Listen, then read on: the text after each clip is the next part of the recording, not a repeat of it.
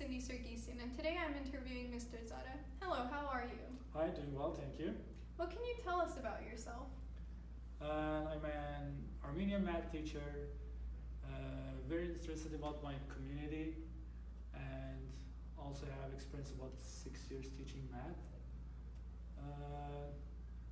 So it's almost like 2 years now. This is the second year that I'm teaching in AGBU.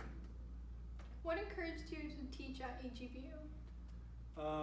Kind of being in a community that is more familiar with my culture, maybe, my language, and kind of I can follow all my kind of traditional rituals, like having Independence Day, celebrating Independence Day also, or Armenian Easter, all those stuff, or showing the Justice March during the 24 April.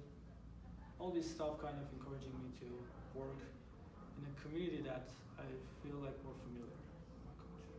If you weren't teaching math, what subject would you teach? I would like to, if I was somewhere, I would teach physics because it's a kind of application of mathematics. Yep.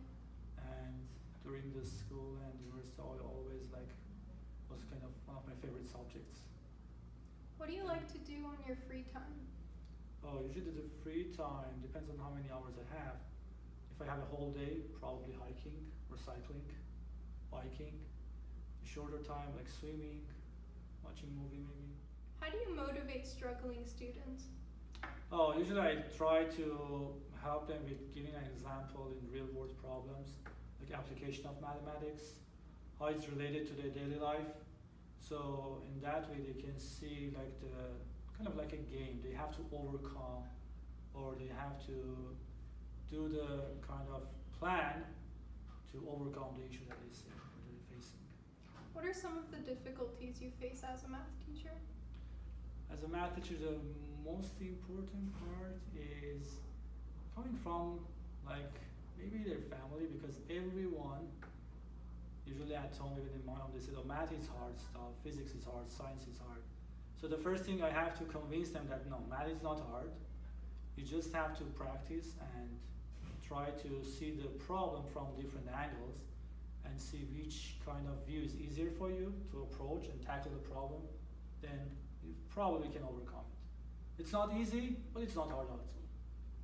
Finally, how do you encourage the practical use of your lessons in your students' daily lives? So, as I said, like most of the time, I try to, because nowadays like most of the kids are playing games, video games. I try to kind of find a game that is related to math. Could be like, for example, coordinate system. If they want to like design their own game, so they have to know like the coordinate in order to know the kind of relocation of the places.